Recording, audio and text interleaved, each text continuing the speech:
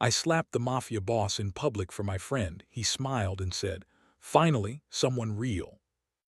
The December wind off Lake Geneva cut through my second-hand coat like I owed it money. I'd been on my feet for 11 hours, carrying champagne flutes to people who didn't see me, cleaning up after conversations I'd never be invited to join. The Bellarive Hotel didn't hire waitstaff. It hired ghosts in black vests, and tonight I was haunting the winter gala in the Crystal Ballroom. My phone buzzed against my hip. Nana, third time in an hour. I couldn't answer here, not with the maitre d' watching the floor like a hawk, not with my student visa hanging by the thread of this job. So I kept moving, kept smiling, kept being invisible.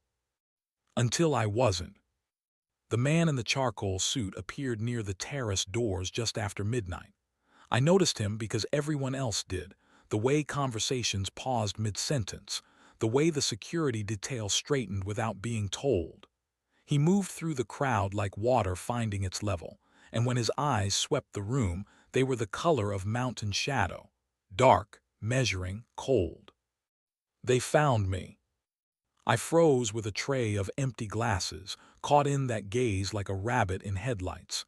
He didn't smile, didn't gesture, just looked at me long enough that my pulse kicked up, then turned to accept a greeting from the mayor. My phone buzzed again. "Nana, I had to take this." I slipped through the service corridor toward the coat check, pressed the phone to my ear. "Nana Kosa." Lucia, her voice cracked, thin and scared in a way that made my stomach drop. I fell. The ambulance. They want to take me, but I told them no, too expensive, but the pain. I switched without thinking, my careful English dissolving into rapid Venetian dialect. "Where are you?" "St. Anton's. I'm coming. Don't move. Don't let them do anything until I'm there, do you understand? I'll handle the bills just." "Miss." I spun. The man in charcoal stood 3 feet away, hands in his pockets, expression unreadable. Behind him, the maitre d' hovered like an anxious ghost. My throat closed. I'd been caught speaking during shift, speaking in the guest corridor, speaking in. "Venetian," he said, not a question. His accent was Swiss French, precise as watchwork. Old dialect, Castello Quarter if I'm not mistaken. I stared at him. "Your grandmother needs you at St. Anton's." He glanced at his watch, platinum, older than me, worth more than my year's rent. "You'll take the rest of the night. My driver will bring you." "I can't," the words tangled. "My shift, I need this job." "You work for the hotel," he said quietly. "The hotel works for me. Consider yourself released with pay." He pulled a card from his jacket, held it out. "Tomorrow, 10 o'clock, my office. I have a proposal that requires your particular skills." I took the card on autopilot. Matteo Ferrara. No title, just a name and an address in Calagni, the hillside where money lived. "The car is waiting," he said, already turning away. "See to your grandmother, Lucia." He knew my name. I'd never told him my name. The maitre d' was apologizing, explaining I'd be written up, but Ferrara cut him off with a gesture so casual it made the older man flinch. "She's expected elsewhere," Ferrara said. "Make sure her coat is brought around." Then he was gone, back into the ballroom, and I was standing in the corridor with a stranger's card in my hand and my grandmother crying on the phone. The driver didn't speak. The Merced smelled like leather and something darker, sandalwood, maybe, or cedar. It cut through Geneva's late-night streets like the traffic lights were suggestions, not laws, and deposited me at St. Anton's emergency entrance within 12 minutes. Nana had a hairline fracture in her hip and a prescription that would cost 3 months of my wages. I sat in the plastic chair beside her bed, holding her papery hand, and thought about the card in my pocket. Tomorrow, 10 o'clock, a proposal. I should have been afraid, but when I closed my eyes, all I could see was the way Matteo Ferrara had looked at me. Not through me, not past me, but at me like I was suddenly, dangerously visible. And that terrified me more than anything else. I didn't sleep. At dawn, I was standing outside Nana's hospital room, drinking terrible coffee and watching the city wake up below the hill. My phone showed 3 missed calls from the Belarive, all from the manager's office, none of which I wanted to hear. The day nurse found me at 7. Your grandmother is asking for you. Nana was awake, pale but lucid. Her eyes tracked to my face. You look terrible, Piccola. Thanks, you look like you got hit by a tram. Feel like it too. She tried to shift, winced. The doctor says surgery, 6,000 francs minimum. 6,000. I had 400 in my account and a credit card that laughed at me. They have payment plans, I lied. Lucia, her hand found mine. Who was that man? What man? Last night on the phone, I heard him, a man's voice giving orders. Her grip tightened. I know that sound. Your grandfather made that sound before. Before he died. Before the debts swallowed our family business. Before I came to Geneva to build a life that didn't drown in the past. He's no one, I said. Hotel owner. Offered me extra work, that's all. Nana's eyes went sharp despite the pain medication. Extra work doesn't come in Mercedes. I had no answer for that. At 9:30, I was standing outside an iron gate in Cologne, staring up at a villa that made the Belarive look like a Holiday Inn. The intercom crackled before I could press it. Miss Morty, please come in. The gate whispered open. A path wound through gardens even December couldn't kill, boxwood and winter jasmine, stone fountains sleeping under frost. The house itself was Belle Epoque, cream stone and tall windows, the kind of beautiful that came with lineage and lawyers. A woman met me at the door, 50-something, elegant in navy wool, smile professional as surgery. I'm Sylvie. Mr. Ferrara is expecting you. She led me through rooms that smelled of beeswax and old money, parquet floors, oil paintings in gilt frames, furniture that knew its own worth. We stopped outside a set of double doors. One moment, Sylvie knocked, entered, murmured something I couldn't hear. Then Ferrara appeared in the doorway, and I forgot how to breathe. Daylight didn't soften him. If anything, it made him more dangerous, sharper edges, clearer intent. He traded the suit for dark trousers and a white shirt with the sleeves rolled to his elbows, which somehow made him look less civilized, not more. Lucia, he stepped aside, come in. The office was all dark wood and leather, walls lined with books in 6 languages. A laptop sat open on the desk beside a file folder and 2 cups of coffee, still steaming. He closed the door behind me. Sit, not an order but not a request either. I sat. He took the chair across from me, leaned back, studied me like I was a painting he was considering buying. Your grandmother, he said. Dr. Beaumont called this morning. Excellent surgeon, very discreet. He's cleared his schedule for Thursday. My pulse stuttered. I didn't ask you to. You didn't need to ask. He pushed one of the coffee cups toward me. Drink, you look like you haven't slept. I didn't touch it. Why? Because you're valuable. He said it like he was stating a fact. The sky is blue, water is wet. You are valuable. And because I have a problem that requires someone who speaks Venetian dialect, understands discretion, and doesn't exist in the circles I usually operate in. What kind of problem? The kind that pays 60,000 francs for 3 months of work. The number hit me like cold water. 60,000. I made 18,000 a year carrying champagne. What do I have to do? My voice came out steadier than I felt. Ferrara smiled. It wasn't a nice smile, but it was honest. Translate. Accompany me to meetings in Italy. Provide context on regional customs, family structures, old debts. He paused. And be presentable enough that people believe you're with me by choice, not coercion. People. Business associates. Some of them are traditionally minded. They'll want to see that I'm settled, serious, that I have something to lose if negotiations go badly. Understanding dawned, cold and clear. You want me to pretend to be your girlfriend. I want you to stand beside me while I handle transactions that require trust." He leaned forward. "The appearance of attachment serves both our interests. You get resources, I get credibility. Everyone wins. Except I have no idea who you are or what you actually do." "No," he opened the folder, turned it to face me, "but you will." Inside were photographs. Ferrara at a shipping dock. Ferrara with men in expensive suits outside a warehouse. Ferrara shaking hands with someone I recognized from the financial news.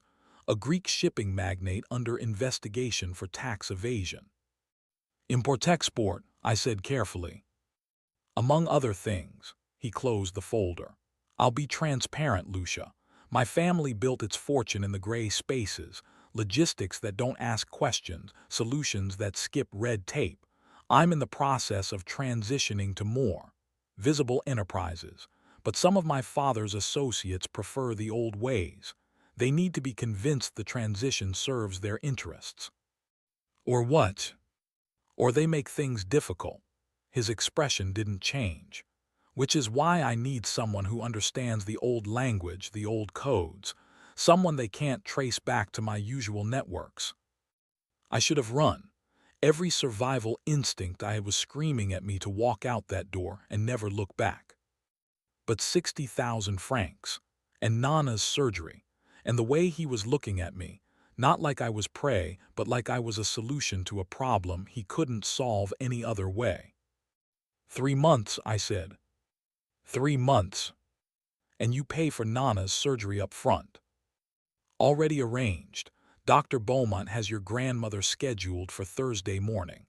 He pulled an envelope from the desk drawer, set it between us. 5,000 francs. Advance on your first month. Use it for rent, bills, whatever you need. You'll move into the guest house tomorrow." "I'm not living here." "You're living here," he said, no room for argument. "Because if you're going to be seen with me, you need to be protected. My world has edges, Lucia, sharp ones. I won't send you back to a student apartment where anyone can follow you home."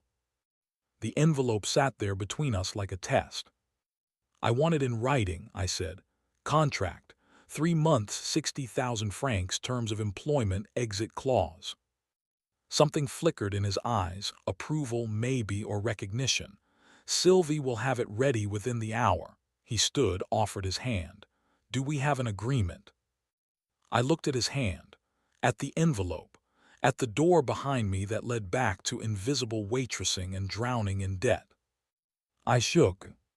His grip was warm, firm, and when I tried to pull away, he held on just long enough that I felt it. The weight of what I'd just agreed to, settling over my shoulders like a coat I couldn't take off. "Welcome to the sharp edge, Lucia," he said quietly. "Try not to bleed." The guest house was bigger than my apartment in Plainpalais. 2 rooms, a kitchenette, bathroom with actual water pressure, windows that looked out over the winter garden. Sylvie had delivered my contract, my advance, and a key on a simple steel ring. "Mr. Ferrara expects you for dinner at 8, she'd said. "Business casual. There are clothes in the closet if you need them." The closet held a wardrobe that hadn't been there that morning. Wool trousers, silk blouses, a dress in charcoal cashmere that probably cost more than my security deposit. Everything in my size, nothing flashy, all perfectly calibrated to save money without screaming it. I sat on the bed with the contract in my hands and read every word twice. It was legitimate, absurdly generous, even health insurance, travel expenses, weekly stipend on top of the base salary. The exit clause let me walk away with 2 weeks' notice, keeping whatever I'd already been paid. There was one addendum, handwritten in Ferrara's precise script: "No physical intimacy required or expected. Boundaries will be respected at all times." I should have felt relieved. Instead, I felt something sharper, stranger, like he'd seen exactly what I was afraid of and closed the door on it before I could even voice the fear. At 7:30 I showered, dressed in the charcoal cashmere, and stared at myself in the mirror. The dress fit like it had been made for me, which maybe it had. My reflection looked older, sharper, like I'd crossed some invisible line while I wasn't paying attention.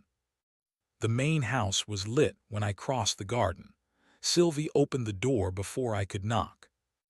Dining room, second door on the left. Ferrara was on the phone when I entered, speaking rapid Italian to someone who wasn't happy with him. He saw me, held up one finger, continued the conversation with the kind of cold patience that made it clear he'd already won. Non mi interessa, hai una settimana, dopodiché gli sviseri prendono il controllo. He ended the call, set the phone down. Problems in Milano, nothing that concerns you. Everything concerns me now, I said, if I'm supposed to be convincing. A ghost of a smile, fair point. He gestured to the table set for two. Sit, Sylvie made risotto. The food was perfect. Saffron risotto, roasted vegetables, wine that probably cost more than my monthly rent. We ate in silence for a few minutes, the kind of quiet that felt like he was deciding something.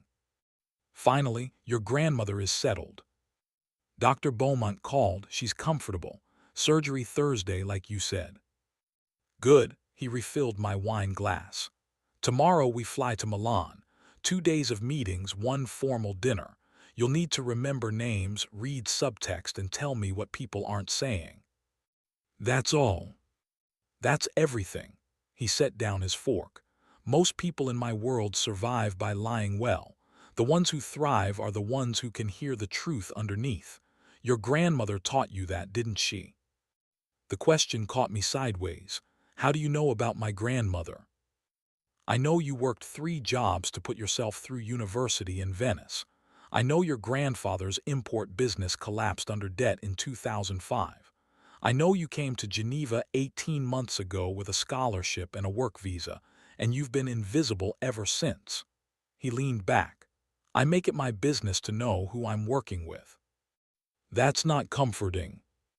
It's not meant to be, it's meant to be honest. He stood, walked to the sideboard, returned with a small box. This is for tomorrow.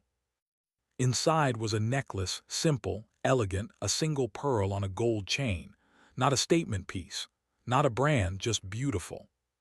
I can't accept this. You can and you will.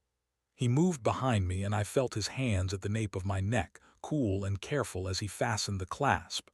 Because when Giulia Conti sees you tomorrow, she'll recognize the pearl as Venetian, 17th century, probably from your grandmother's quarter. And she'll understand that you're not hired help.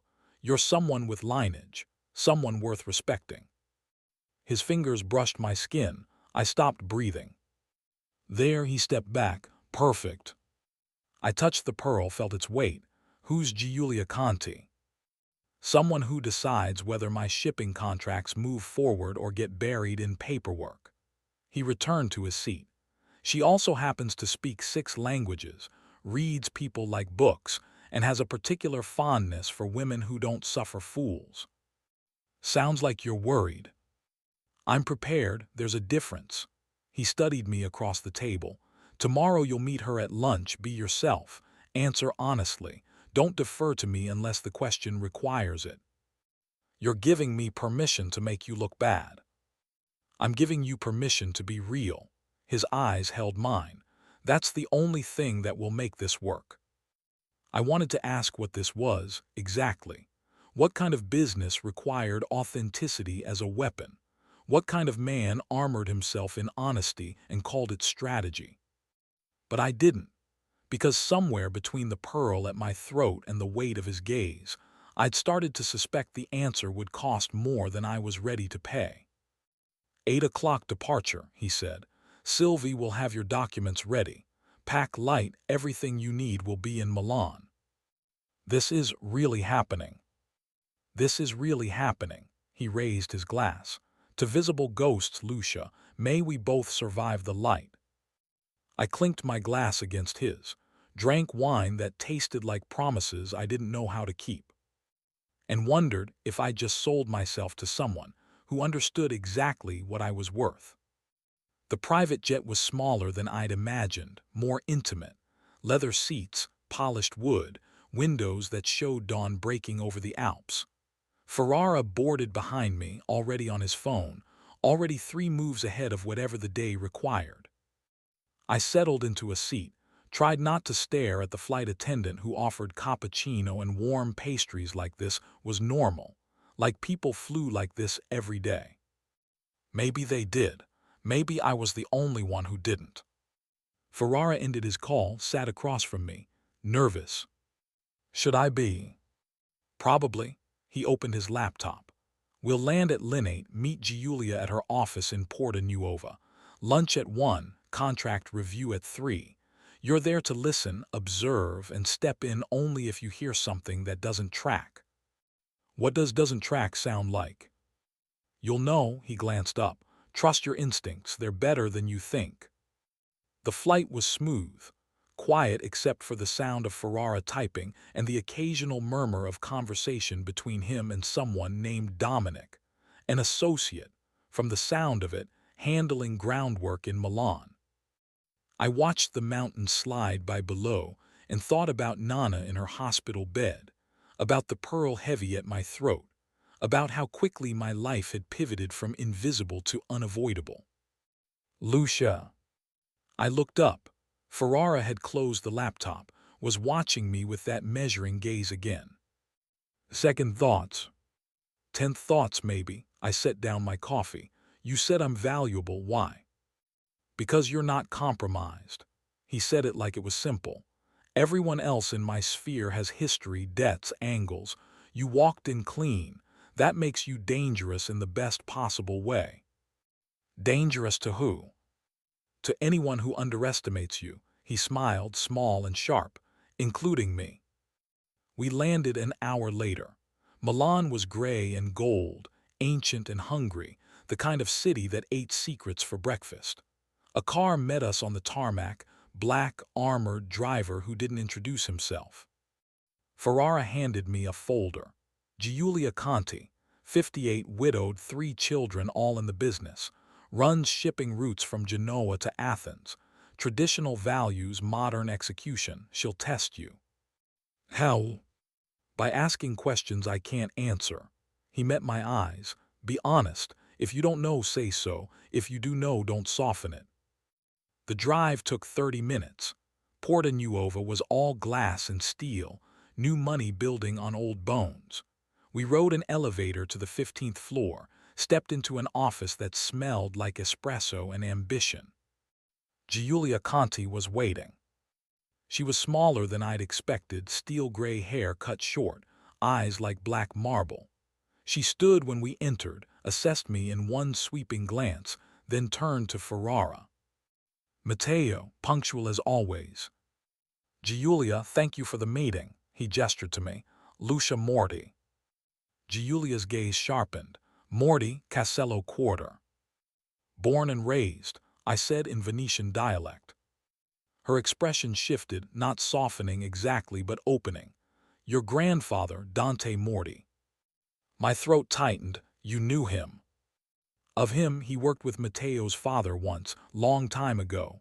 She gestured to the conference table. Sit, we have much to discuss.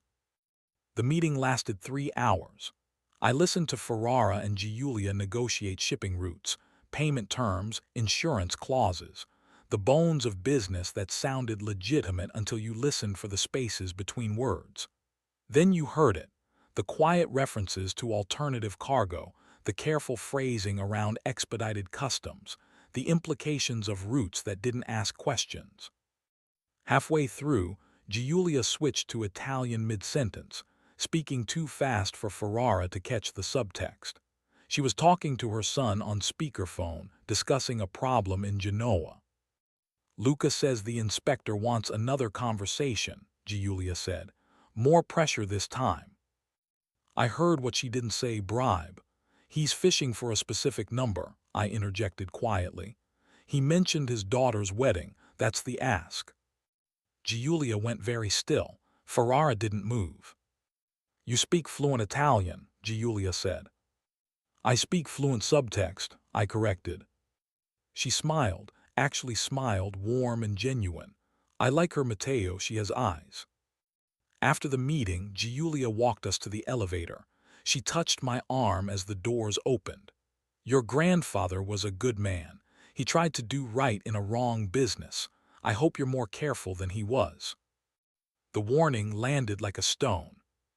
In the car, Ferrara was silent until we'd cleared the building. Then, that was exceptional. The wedding thing. All of it. He turned to face me. You read 3 layers deep and called it out without making anyone look weak. That's art. That's survival. I touched the pearl at my throat. My grandfather died under debt. I learned to hear the numbers people don't say. Then you understand why I need you. He glanced out the window. Lunch. Then I'll show you where we're staying. The hotel was old Milan. Frescoed ceilings, marble floors, the kind of luxury that came with ghosts. Our suite had 2 bedrooms, a shared sitting room, windows overlooking the Duomo. Ferrara set down his briefcase, loosened his tie. Rest. Dinner at 8 with Giulia and her sons. Formal, where the blue dress Sylvie packed. This is moving fast. This is already moving, we're just catching up. He paused at his bedroom door. Lucia, you did well today, better than well. Don't get used to it, I said. But the way he smiled, small, knowing, dangerous, told me he already had. The blue dress was silk, midnight dark, cut to suggest rather than reveal. I stared at myself in the mirror and barely recognized the woman looking back, polished, expensive, someone who belonged in rooms I'd only ever cleaned. Sylvie had also packed jewelry. I chose simple earrings, left the pearl necklace on. It felt like armor now, not a gift. Ferrara knocked at 7:30. When I opened the door, he went still. Problem? I asked. No, his voice was different, lower, careful. No problem. He'd changed into a navy suit, crisp white shirt, no tie. Formal but not rigid, like he knew exactly how much effort the evening required. We took a car to a restaurant in Brera, old stone and candlelight, the kind of place that didn't take reservations from mortals. Giulia was already there with her 3 sons, Marco, Luca, and Giovanni, each sharp-eyed and assessing in their own way. The dinner was a performance. I was introduced as Matteo's amica special friend, which could mean girlfriend or business partner or both, depending on who was asking. The sons tested me with questions about Venice, about my family, about how I'd met Matteo. I told the truth, mostly. Said he'd found me at the Bellarive, that he'd needed someone who understood the old language. Left out the part about my grandmother's surgery, about the money, about standing in his office and shaking hands on a deal I still didn't fully understand. You're not what I expected, Marco said halfway through the second course. What did you expect? Someone more ornamental. Beside me, Ferrara went very still. The table quieted. I smiled, sweet as poison. Ornamental can't catch a bribe disguised as a wedding gift. Ornamental can't hear what's not being said. I held Marco's gaze. But if you prefer someone who just looks pretty and keeps quiet, I'm sure Matteo can find a dozen replacements by morning. Silence. Then Giulia laughed sharp, delighted. I told you, Matteo, she has teeth. The tension broke. Marco inclined his head, not quite an apology but close. Ferrara's hand found mine under the table, squeezed once, acknowledgement, maybe, or warning. I squeezed back. The rest of dinner passed in business talk, careful negotiations about routes and timing. I listened, added context when asked, watched Ferrara work. He was different here, smoother, more dangerous, every word calculated. He smiled when he needed to, hardened when he had to, and never once let anyone see what he was actually thinking. By the time we left, I was exhausted from the performance. In the car, Ferrara was quiet. We drove through Milan's late-night streets, past couples and cafes and lives that had nothing to do with shipping routes and old family debts. You were angry, he said finally, when Marco called you ornamental. Wouldn't you be?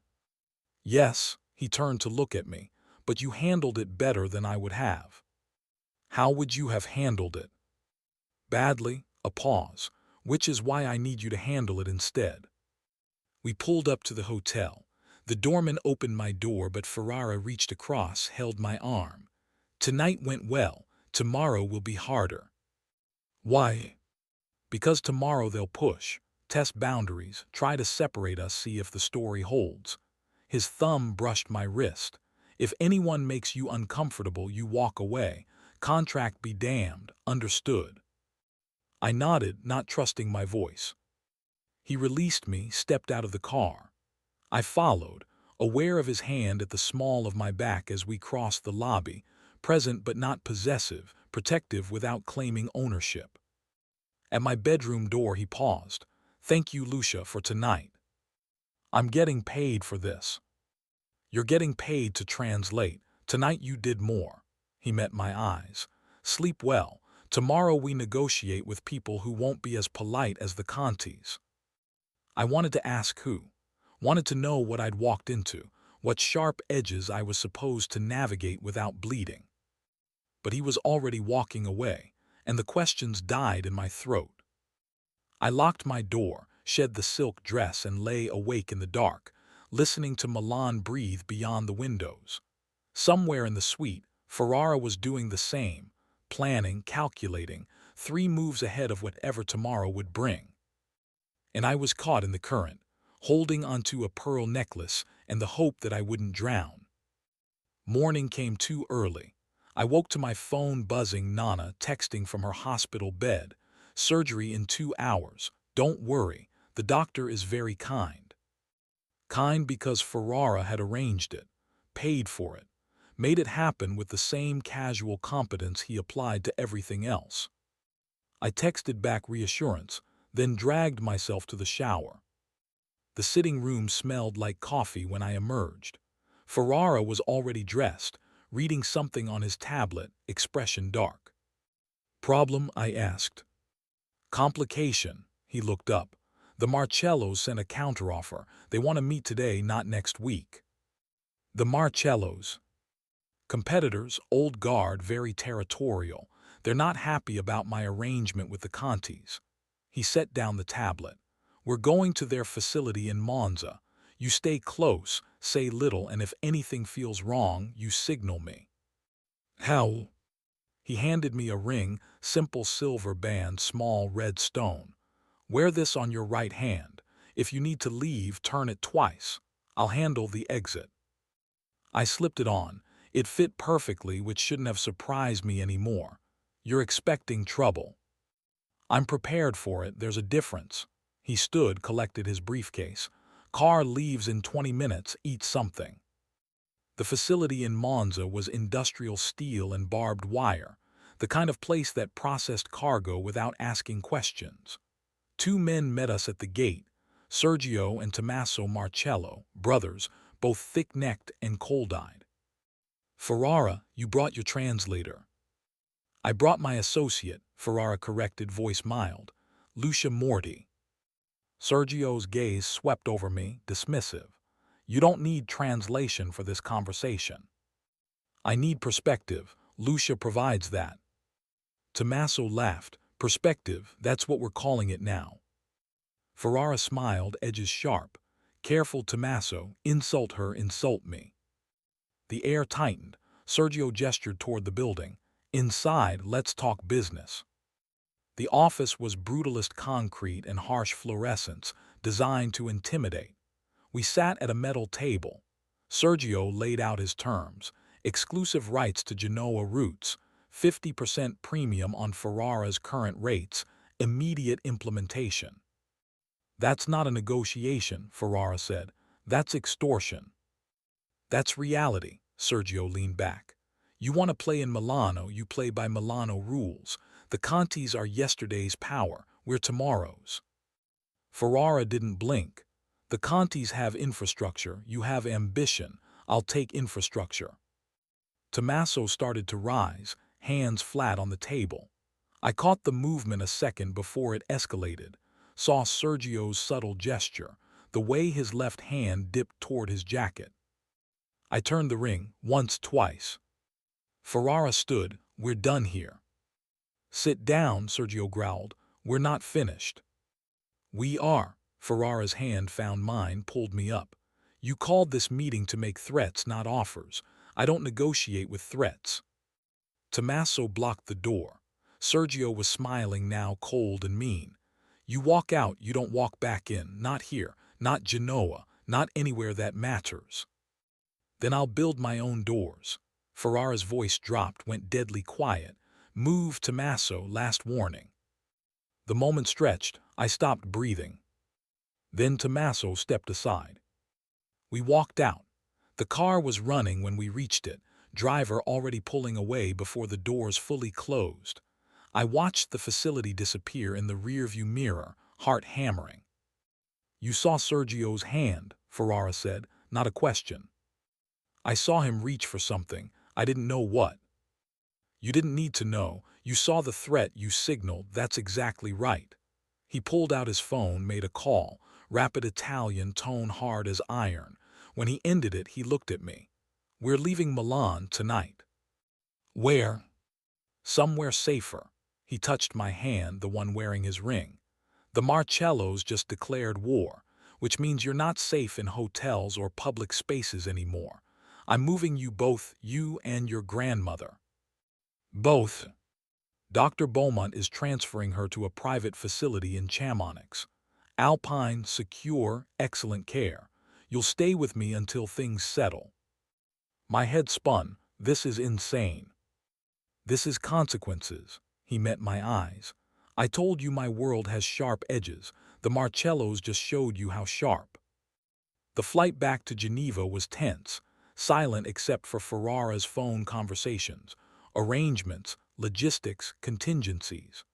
By the time we landed, Nana was already en route to Chamonix, surgery successful, Dr. Beaumont accompanying her personally. I want to see her, I said as we drove toward the villa. Tonight you rest, I secure the perimeter and we regroup. His jaw was tight. I underestimated how fast the Marcellos would move. That's on me. I'm the one who agreed to this. You're the one I put in danger. He pulled into the villa's drive, killed the engine. That's not the same thing. Inside, Sylvie had food waiting, soup, bread, wine. I ate without tasting it, mind still in that concrete office, watching Sergio's hand move toward his jacket. Ferrara appeared in the dining room doorway after an hour. He'd changed into dark jeans and a sweater, looked almost human except for the tension in his shoulders. Walk with me, he said. We went into the garden. Winter stars overhead, frost crunching underfoot. He stopped by the fountain, hands in his pockets. I need to apologize. For what? For pulling you into this faster than I should have, for not anticipating that the Marcellos would escalate. He turned to face me.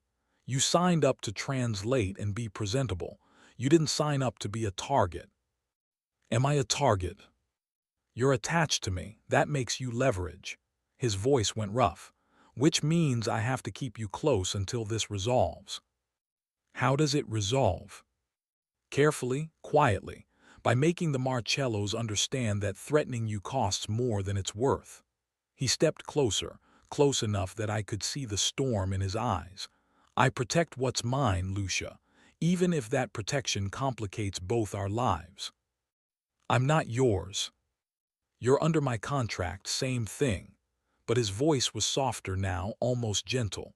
I'm not the good guy in this story, but I am the one who will keep you breathing. He touched my face, thumb brushing my cheekbone. It wasn't seduction. It was something more dangerous, promise, wrapped in warning. Get some sleep, he said. Tomorrow we visit your grandmother, then I teach you how to survive the storm. He walked back to the house, left me standing in the frozen garden with his warmth still on my skin. And I understood, finally, what I'd agreed to.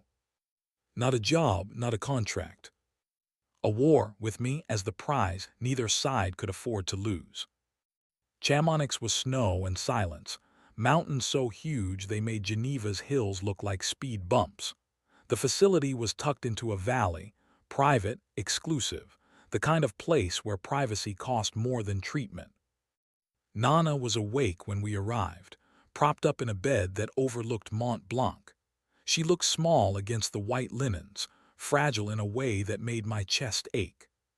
Piccola, she held out her hand. I took it, sat beside her. They tell me I had the best surgeon in Europe. You did. Her eyes went past me to Ferrara, standing by the door. And who arranged that? I did, Ferrara said quietly. With respect, Signora. Nana studied him for a long moment. Then, in Venetian dialect, you look like your father. The room went still. You knew my father. Ferrara said it like a fact, not a question. I knew of him. My Dante did business with Alessandro Ferrara in the 80s, before everything collapsed. She looked at me. You didn't tell me you were working for his son. I didn't know it mattered. Everything matters when you're swimming with sharks, Piccola. Her grip tightened. Alessandro was a hard man, fair but hard. He kept his word and expected others to do the same. Her gaze returned to Ferrara. Are you like him? In some ways, Ferrara moved closer. In others, I'm trying to be different. Different how? He built an empire that required blood. I'm trying to build one that doesn't. He paused. Your husband helped him once, kept a shipping route open when others would have closed it. My father never forgot that. Nana's eyes went wet. Dante never told me. Because he was protecting you, the same way I'm trying to protect Lucia. Is she in danger? She's adjacent to danger, which is why she's here with me until things settle. He met her gaze directly. I give you my word, Signora, no harm will come to her while she's under my care. Nana was quiet for so long I thought she'd fallen asleep. Then, your father's word was iron. Is yours the same? Test me, Ferrara said. I welcome it. She laughed, soft and sad. I'm too old for tests, but Lucia, you watch her, yes, she's all I have left. I'm watching. His voice was gentle in a way I'd never heard. Rest, Signora. Dr. Beaumont says you're healing beautifully. We left her to sleep. Outside, the Alps stretched white and endless under afternoon sun. She knew your father, I said. So did half of Europe's import-export network. He cast a long shadow. Ferrara started walking toward the car. The debt between our families, it's real. My father owed yours for something that could have destroyed him. He never got the chance to repay it. So you're repaying it through me.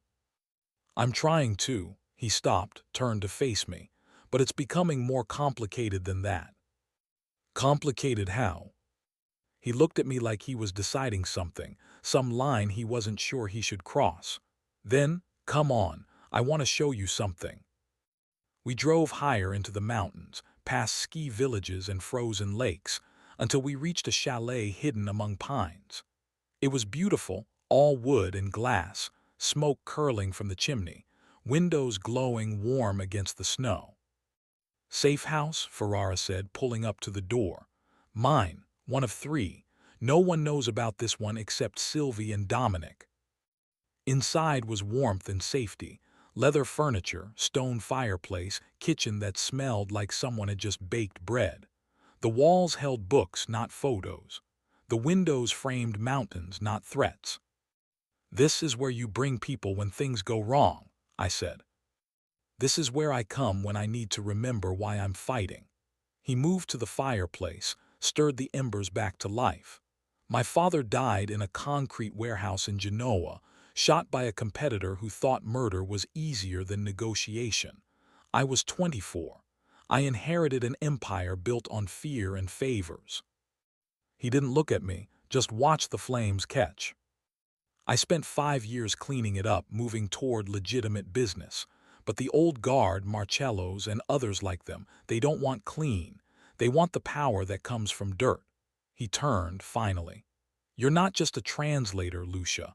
You're proof that I can build something different. Someone who stands beside me by choice, not leverage. That's a lot of weight for one person. It is. He crossed to me, stopped close enough that I had to look up to meet his eyes. Which is why I need you to understand this isn't about the contract anymore. The Marcellos made you a target because they see what I see, that you matter, that losing you would cost me. Would it? His hand came up, cupped my face. Yes. The word was raw, honest, dangerous. I should have stepped back, should have reminded him about boundaries and professional distance and all the reasons this couldn't happen.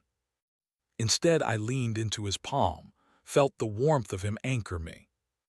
Mateo. His name felt strange on my tongue, intimate in a way nothing else had been. This is a terrible idea. I know, he smiled, sad and knowing. But terrible ideas have a way of becoming inevitable, don't they? He kissed me then, soft at first, testing, giving me space to pull away. When I didn't, when I kissed back instead, hands fisting in his sweater, it deepened into something that felt like falling and flying at once. His hands were careful, holding me like I was precious and breakable. Mine were desperate, trying to pull him closer, trying to find solid ground in the middle of all this chaos. When we finally broke apart, breathing hard, he rested his forehead against mine. This complicates everything, he said. I know. We should stop. Probably. Neither of us moved. Finally, he stepped back, ran a hand through his hair. Stay here tonight. I'll take the guest room. Tomorrow we figure out how to navigate this without making you more of a target than you already are. And if I don't want to navigate it carefully, then I'll protect you from that too. He touched my face one more time, thumb brushing my lower lip, even if I have to protect you from me. He left me standing by the fire, body still humming with the memory of his kiss, mind trying to make sense of what had just shifted between us. Outside, snow began to fall, soft and relentless, covering the world in white silence. And somewhere in Milan, the Marcellos were planning their next move. I woke to the smell of coffee and the sound of Ferrara's voice in the next room, speaking rapid French to someone who wasn't happy. Morning light slanted through the windows, turning the snow-covered pines into something from a fairy tale. I'd slept in one of his shirts, too tired to care about propriety. Now I pulled on yesterday's jeans and padded into the kitchen. He was at the table with his laptop, phone pressed to his ear, expression carved from stone. When he saw me, something softened. "I'll call you back," he said into the phone and ended the call. Morning. Bad news. Complicated news. He poured coffee, pushed it toward me. The Marcellos made their move, went to the Swiss financial police with allegations about my shipping contracts, claims of money laundering, customs evasion, ties to organized crime. My stomach dropped. Are the allegations true? Some of them were, 5 years ago. He sat back.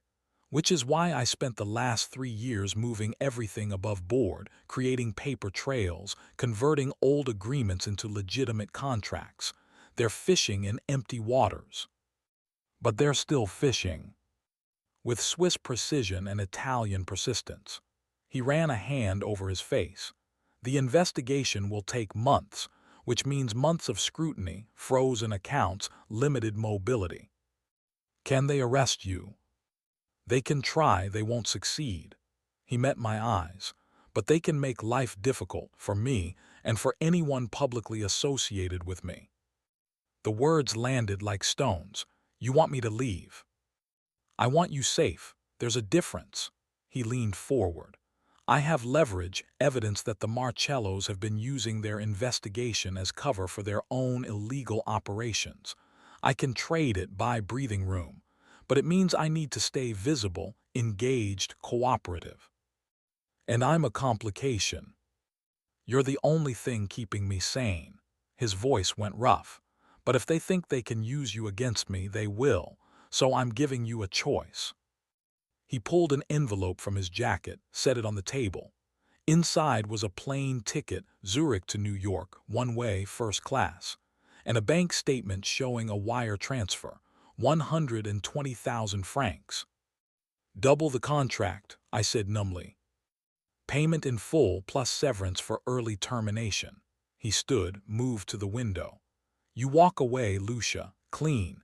No ties, no debt. I'll keep your grandmother at the facility until she's fully recovered, no cost to you. You start over somewhere the Marcellos can't reach. I stared at the ticket, at the numbers that could change my life, at the door he was opening, giving me permission to run. What happens if I stay? You become a target, officially. He turned to face me. The Swiss police will investigate you, finances, visa status, family history. The Marcellos will look for pressure points. And I'll do everything I can to protect you, but I can't guarantee your safety anymore. But if I stay, I help you prove you're legitimate, that you're building something different. Yes, he crossed back to me, knelt so we were eye level. But I won't let you sacrifice your safety for my reputation. This is your choice, Lucia, not mine. I looked at his face, the worry there, the care, the way he was holding himself back from influencing my decision. This was the man who'd paid for my grandmother's surgery, who'd kissed me like I was air itself, who was now giving me an escape route even though it cost him. I thought about my grandfather, who drowned under debt trying to stay honest in a dishonest business. About Nana, who'd survived by reading the truth underneath. About standing in the Belarive service corridor, invisible and desperate. About being seen. I'm staying, I said. His eyes closed. Lucia. I'm staying, I repeated, firmer this time, but on new terms. What terms? Honesty, complete transparency. You don't protect me by hiding information. You protect me by making sure I understand what I'm walking into. I held his gaze. And this stops being about your father's debt to my grandfather. If I'm staying in the storm, I'm staying as me, not as payment for something neither of us were part of. He was quiet for a long moment, then he nodded. Fair terms. And one more thing. I touched his face, made him look at me. Last night, it can't happen again. Not while I'm working for you, not while the power imbalance exists. Pain flickered across his expression. Understood.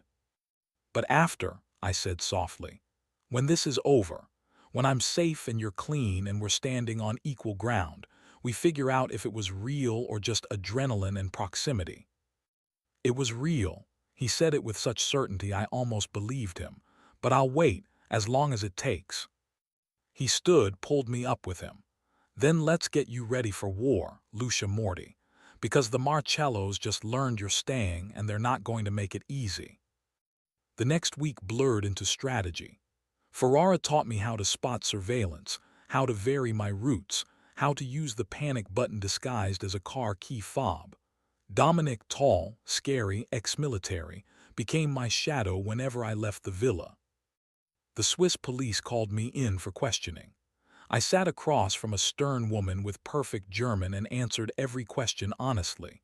Yes, I worked for Matteo Ferrara. Yes, I traveled to Milan for business. No, I had never witnessed anything illegal. Yes, I understood I was under no obligation to continue working for him. But you are continuing, the investigator said. I am. Why? I thought about all the careful lies I could tell. Instead, I chose truth. Because he kept his word when he didn't have to.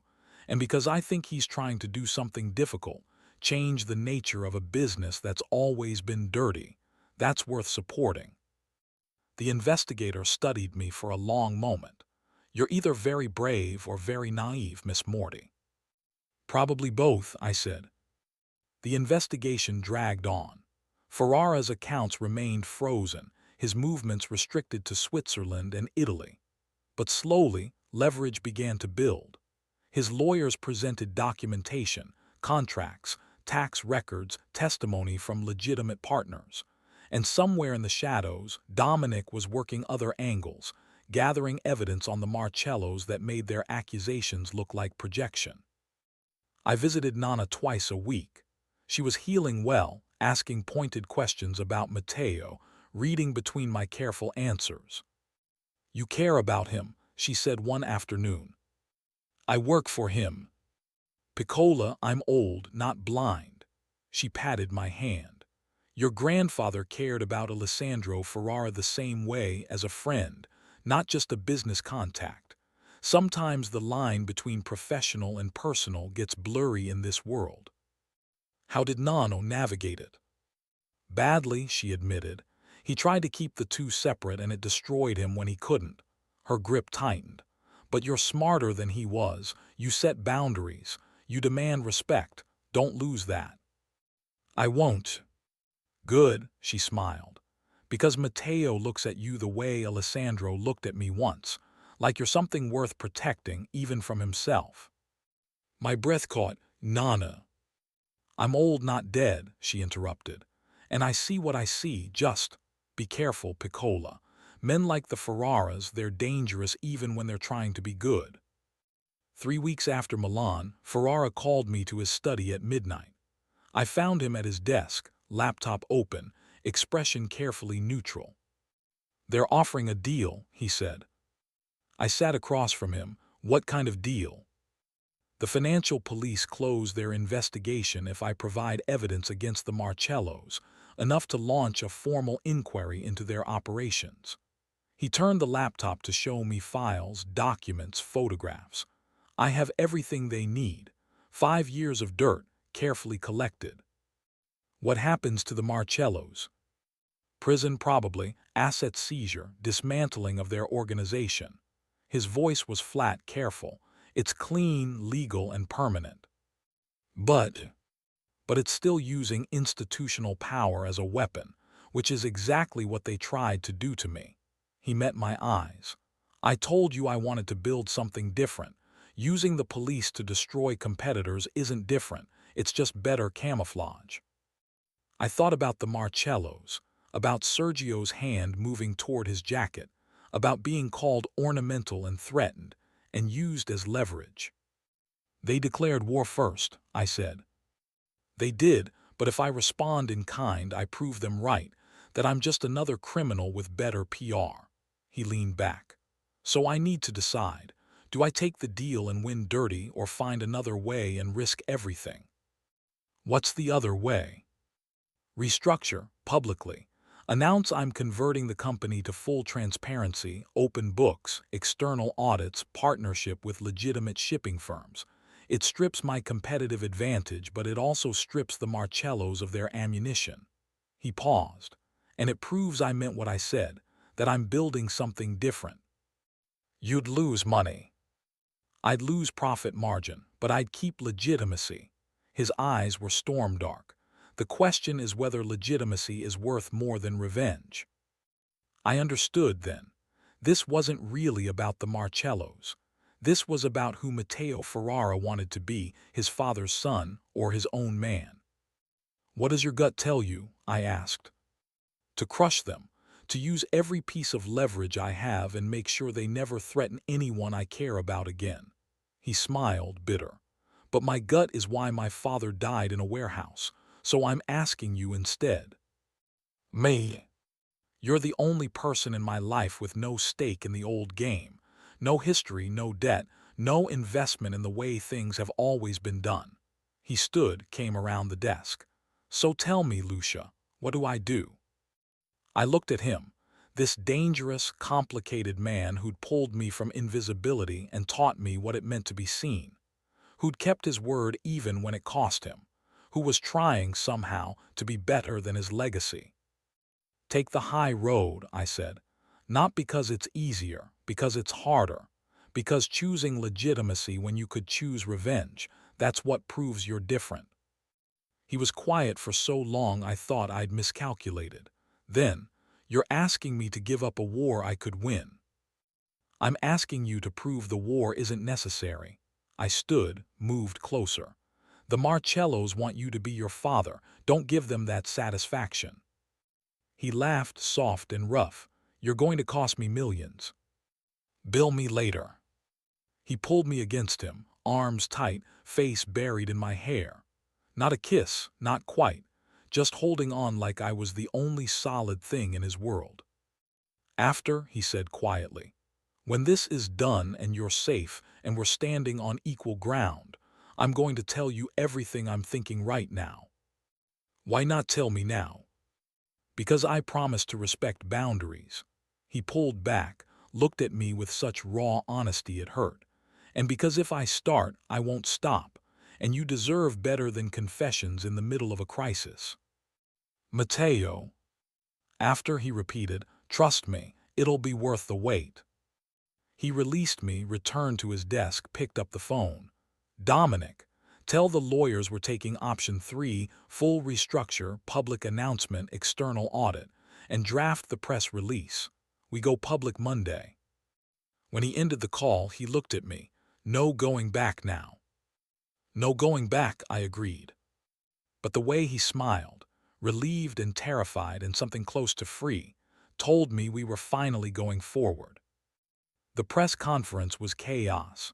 Matteo stood at a podium in Geneva's financial district, flanked by lawyers and auditors, and announced the complete restructuring of Ferrara Holdings.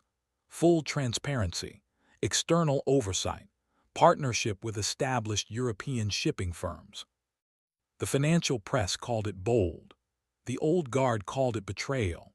The Marcellos called it cowardice, until the Swiss police showed up at their Milan facility with warrants based on evidence from other sources, not Matteo, but parallel investigations his restructure had inadvertently supported. By the time the dust settled, Matteo was clean. Not just legally clean, but reputation clean, a story of a son trying to undo his father's sins. The cost was steep. Profit margins dropped 40%. Longtime associates walked away. But new partners appeared, legitimate firms that had refused to work with Alessandro's empire but trusted Matteo's transparency. Through it all, I was there. Not as decoration, not as leverage. As witness, advisor, the person who reminded him what he was fighting for when exhaustion made revenge look tempting again. The investigation officially closed in late February. My contract ended the same week, 3 months, exactly as agreed.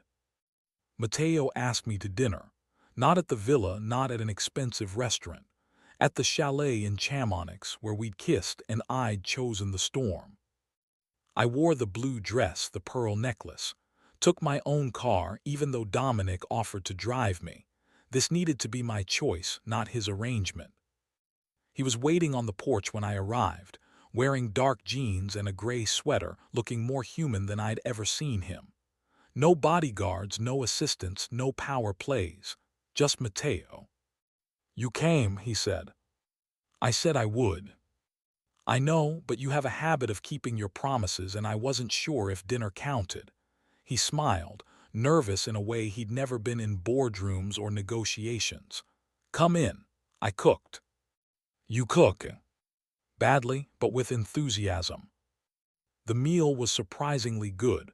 Pasta, salad, wine that tasted like celebration instead of strategy. We ate by the fireplace, talked about everything except business. My plans for university, his ideas for the company, Nana's upcoming move back to Venice. Finally, over coffee, he set down his cup. I need to tell you something. Go ahead. That first night at the Bellarive when I saw you, I wasn't just looking for a translator. He met my eyes. I was looking for someone who could stand beside me without being crushed by the weight, someone real in a world of performance. That's a lot to assume from one glance. It wasn't assumption, it was recognition. He leaned forward. You were invisible to everyone in that room except me, and I thought that's what I need. Someone who understands what it means to be unseen, who can navigate visibility without losing herself. So you hired me. I tried to, but somewhere between Milan and the Marcellos and watching you tell a Swiss investigator I was trying to change, it stopped being strategy. His voice went rough, and became something I didn't know how to navigate, because you weren't just real, Lucia, you were essential. My throat tightened. Matteo. Let me finish. He stood, moved to the window. You told me to take the high road, to prove the war wasn't necessary, and you were right. Restructuring saved me, legally and morally. But it also taught me something else. What? He turned to face me. That I don't want to build an empire anymore. I want to build a life with someone who challenges me, who sees me, not my father's legacy, not my money, not the power, just me. Complicated, flawed, trying to be better than I was. He crossed back to me, knelt beside my chair. Your contract is done. The debt between our families is paid. You're free, Lucia, completely. He took my hand. But I'm asking not as your employer, not as someone you owe. I'm asking as a man who's terrified and hopeful and desperately in love with you. Stay. Not in the guest house. Not as an employee. As my partner. In business, in life, in whatever comes next. I looked at him kneeling there, offering me everything without demanding anything.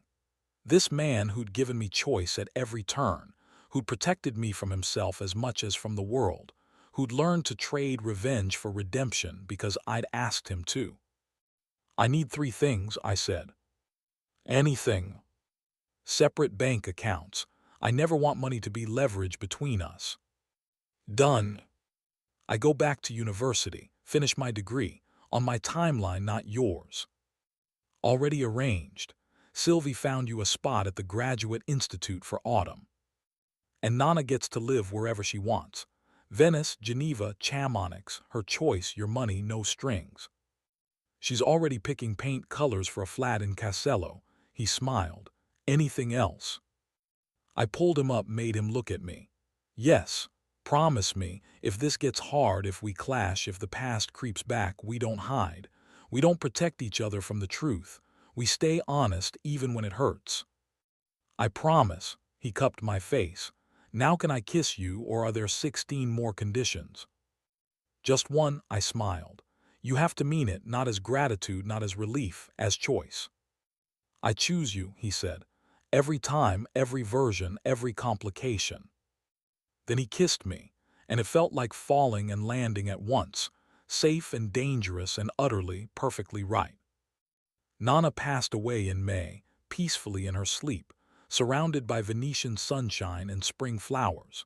She'd made it home to Castello, to the flat Matteo bought her, to the life she'd wanted. At her funeral, old men approached me with stories about Nano and Alessandro Ferrara, about debts honored, promises kept, the price of integrity in a world that rarely rewarded it. Matteo stood beside me, hand firm at my back, and listened to every story like he was collecting pieces of his father he'd never known. Afterward, in the quiet of the flat, I found a letter Nana had left me, written in her careful script, sealed with wax. Piccola, if you're reading this, I've gone to join Dante. I hope I left you enough wisdom to navigate what comes next. Matteo is like his father, dangerous when cornered, gentle when loved. Alessandro spent his life trying to protect his family, but he forgot to let them protect him.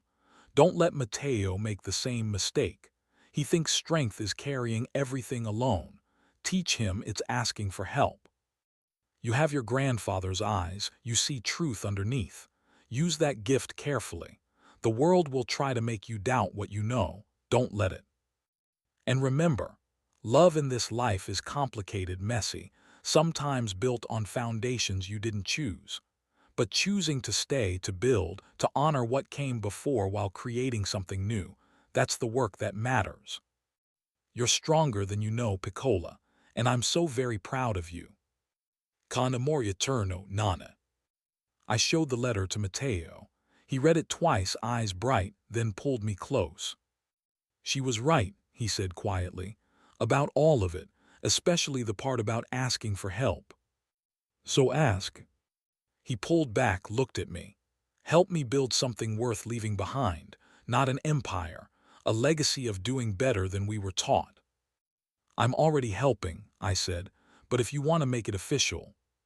He kissed me before I could finish, soft and desperate, and full of promises we'd spend years learning how to keep. 3 years later, I stood in the offices of Ferrara Holdings, transparent, legitimate, boring in the best possible way, and reviewed shipping manifests with the calm competence of someone who'd learned the business from the inside out. Matteo appeared in the doorway, loosening his tie, ready to go. Where? Home, Dominic's making dinner. Something about teaching me to cook properly before you file for divorce. We're not married. Yet, he pulled me up from the desk, kissed me thoroughly, but I'm working on it. You've been working on it for 2 years. I wanted to be perfect. You deserve perfect. I deserve honest, I corrected, which is messier than perfect but more valuable. Then I'll ask honestly. He knelt, right there in the office, pulled a box from his jacket. Lucia Morty, will you marry me? Will you keep calling me out when I'm being an idiot, challenging me when I'm being safe, and reminding me that the high road is worth taking even when it's steep? The ring was simple, single diamond, vintage setting, probably from the same collection as Nana's pearl. Yes, I said, on one condition. He laughed. Of course there's a condition. We get married in Venice, in Castello, where both our grandparents started, not because of the past, because of the choice to build something new from old foundations. Done. He slipped the ring on my finger, stood, pulled me close. Though Dominic's going to be insufferable about planning the security. Let him, it makes him happy. We left the office hand in hand, stepped into Geneva's summer evening. The city glowed golden, warm, alive with possibility. And I thought about that freezing night at the Bellarive, when I was invisible and desperate and reaching for something better. About being seen, being chosen, being essential. About Matteo Ferrara, who'd offered me a door when I had none, then taught me I didn't need his doors. I could build my own. What are you thinking? He asked. That I slapped the Mafia boss in public for my friend, and he smiled and said, finally, someone real. You never slapped me. Figuratively, emotionally, I've been slapping you since the moment we met. He laughed, warm and free, and I've been falling for you just as long. We drove home, not his villa, not my apartment, but ours together chosen. And the world kept turning, complicated and messy and built on old debts transformed into new choices. But we were standing on equal ground, finally. And that made everything, the war, the risk, the sharp edges, worth it.